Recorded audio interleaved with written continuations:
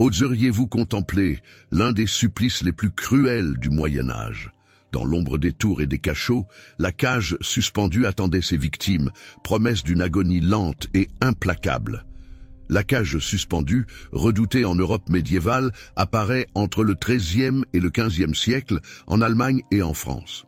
Suspendue en hauteur, visible de tous, elle est destinée à terroriser et écraser toute opposition. Imaginez une petite ville française en 1382. À cette époque, le roi Charles VI réprime violemment les révoltes paysannes. Ceux qui défient de l'autorité subissent des punitions exemplaires.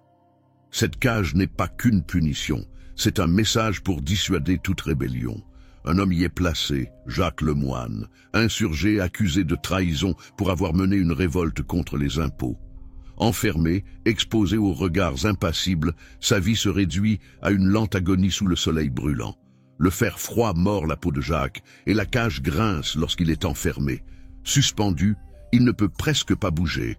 Les heures défilent, étirant chaque instant dans une souffrance sans fin. Les habitants racontent. On le voit jour après jour, diminué, épuisé. Ses yeux semblent supplier qu'on le libère, mais nul n'ose s'approcher de peur de subir le même sort. Ce témoignage illustre l'horreur du supplice à travers les yeux des témoins. Le jour, Jacques brûle sous le soleil. La nuit, le froid mord sa peau affaiblie.